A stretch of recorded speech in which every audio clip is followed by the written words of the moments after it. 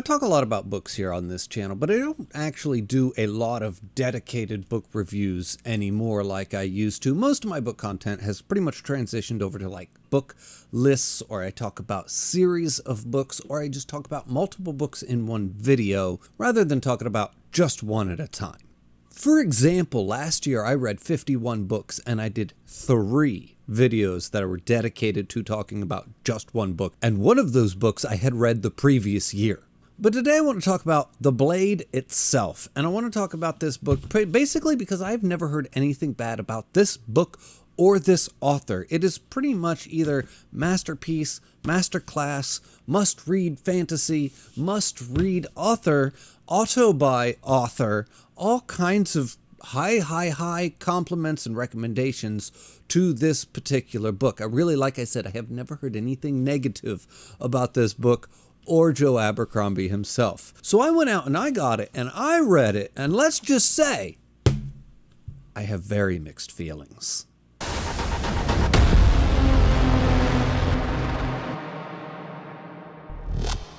First things first, right off the bat, I want to get it out of the way. This will be a spoiler-free video. This will be a little bit of a discussion, a little bit of a review, mainly some of the things I just don't quite understand, to be quite frank. Also, I want to say, I don't typically read fantasy. I'm really mainly like a science fiction kind of a guy. I also read strange fiction. I also get into horror and surreal fiction, not necessarily in that order. But at the very bottom of the pile is fantasy. I just don't really read it, and I don't know why. It's not my go-to for a book, which is kind of funny because, give me a good fantasy like video game like The Elder Scrolls, and I'll lose myself for hours at a time. I will be just deep into the lore, all of it. So for some reason, the fact that I don't necessarily just gravitate towards fantasy books is strange to me. So what I decided to do was change that and fix it and add fantasy back in. So I tried to really kind of introduce it into my reading schedule, my TBR. So in a relatively short time period, I read A Wizard of Earthsea, The Last Witch, the first little short story book in The Witcher, Titus Groan, the first Gormenghast book, and The Blade itself. Kind of give myself a little variety there in the fantasy world. Just so you kind of get an idea of where I'm currently at in my fantasy journey here. But anyway, let's talk about this book. We're here for The Blade itself. I picked up this book for a couple of different reasons. One, mainly because it is extremely popular. And I do periodically like to really jump into what is popular, just for the simple fact to see what all the fuss is about. And sometimes you find something truly fabulous. It should be, or it wouldn't have captured the imagination of so many people. And to be quite frank, I haven't quite figured out exactly where the hell you dive into starting out reading Brandon Sanderson. Also, it's grimdark, which is kind of like just checking off another subgenre of fantasy. I've got my Wizard of Earthsea, which is like your classic fantasy, a little bit of a younger age group. You've got your Witcher, which is like the European style, but it's also a little bit more mainstream. And then you've got your Gormenghast, which is, I guess that's even more classic, and that's a whole nother animal right there, let me tell you. And then you've got this. So this is a little bit more modern. It's a little bit more American, but then it's the grimdark. And I'm like, that sounds cool. And I was pretty excited for this one, mainly because of that grimdark title, because in my mind, that means like, this shit's going to be real. Like, buckle the fuck up. This is going to be grim, and this is going to be dark. And this could entirely be my fault at this point, because I have done literally no research as to what this book is. I have done literally no research as to what grimdark is. I don't have the slightest clue what it is actually supposed to be. So imagine my surprise when I read this book, and this book is neither grim nor dark. I imagine when you get into the idea of like a grimdark book, there would be like this whole mood and vibe and atmosphere of things being grim and things being dark. And the writing in this seemed far more concerned with being like, say, quirky and fun than, say, grim or dark, which explains a lot of little like book blurbs that just tell you just how funny it is. And I'm like, oh, that's where the funny's coming from, because it's like really trying hard to be funny and quirky. But that's not grim and dark anyway. And yes, the characters are all kind of like pieces of shit and very morally gray characters, which is, from my understanding, a hallmark of grimdark stories. And in that regards, if that's all you need, then I read that pretty much constantly. Basically, every Stephen King book ever written has got shitty fucking characters. All of the characters in Dune are pretty well pieces of shit, including Paul the Messiah. And don't even get me started on Kafka on the Shore. Jesus Christ. I'm not even saying that this is a negative. It was just a weird barrier for me to kind of get through, because I was expecting something that wasn't necessarily this. That's all. Then there is the writing style itself. And the writing style is very plain and very direct. For a book that's trying very hard to have a lot of personality baked into its characters, there is almost no personality baked into the writing style itself.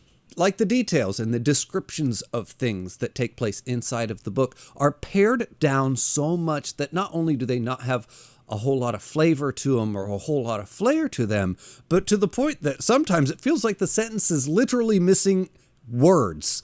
Like he wrote an entire sentence and then took a few words out and he's like, that's better. Like I didn't understand the decisions that he was making in the description process. Let's just say that Joe Abercrombie is definitely not Ray Bradbury. And I know that Ray Bradbury's style would never fit with this book. That's not the point that I'm trying to make. The point I'm trying to make is you could add a little bit of flavor and a little bit of flair to, say, just the descriptions. Make them a little bit more vivid. Make them a little bit more engaging. And it's like he didn't do any of that. Having a pared down and straightforward writing style isn't even necessarily a bad thing.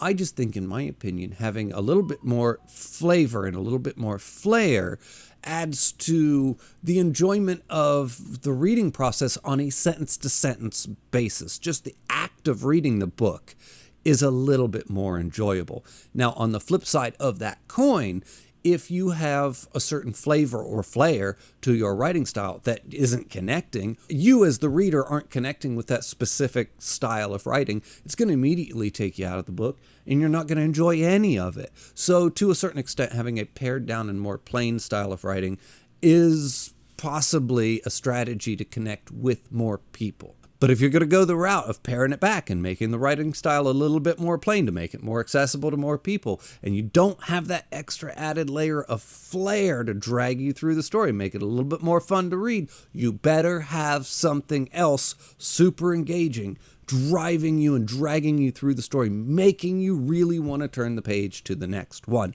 like an extremely engaging plot. Which then brings me to the plot of The Blade itself. There isn't one.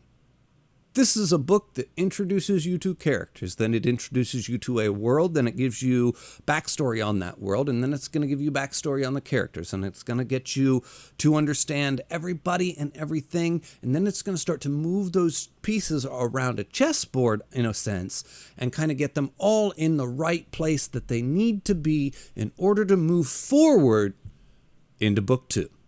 And I'm not even going to lie, by the time this book ended, I was invested and I was extremely excited to see where the characters and this plot is going to go moving into book 2. And I genuinely feel like book 2 is going to be a very good book. But because I now am excited to read book 2, and I feel like book 2 will be a good book, does that inherently make book 1 a good book? Because I genuinely spent the first half of this book not really enjoying myself. I feel like if the main success of book 1 is getting me excited to read book 2 and not much else, or at the very least making me feel like book 2 is going to be the good book, book 1's just the stepping stone to get to the good book. I don't feel like that inherently makes the first book a good book just by getting me eager to read the second book. If anything, that feels like an inherent failure on the first book's part, because the first book should be good enough on its own for me to be like, yeah, go read that shit. That was good. Also, you will be extra super hyped to read the second book, but that's not really the case with this one. It's like, yeah, this is a good book that'll get you excited to read the second one, but I just don't know if it in and of itself was actually a good book. I shouldn't have to read 500 pages of a book before I go, oh, now I'm excited to move forward. To be fair, it was probably about 400 pages in before I really started to get excited and genuinely engage with this story. I did engage with the last chunk of it like a lot, and I really was tearing through the pages, and it started to become a page turner, but it took a really long time to get there. So I guess at the end of the day, if I was going to rate this book, I would say for the most part, as I was reading the book, for the majority of it, I felt like this is maybe a 5 or a 6 at best. Then by the time I got to the end of the book and I finished reading, I thought, well, you know what, maybe it's closer to a 7. It really did improve there towards the end. And it got me excited to continue the series, and I really want to see where the series goes from here. So I'm going to continue with the series. I'm going to go ahead and I'm going to move forward, and I'll make another video checking back in to let you guys know just how I felt with the series. I probably won't make a dedicated video for each book. I'll probably just go ahead and read 2 and 3, and then I'll make another video when I'm done with the trilogy and just kind of sum it up there. But I did want to make a video after this first one, like, what? What even was this book, and why is this so popular? What is it that people like about this so much? What is it that if you like this book, please explain to me. What is so great about it? Or is it just the fact that it gets better from here? I don't know. Anyway, as always, everybody, the link for my Patreon's in the description below. The link for my Discord's in the description below. Thank you for watching, and I'll see you next time.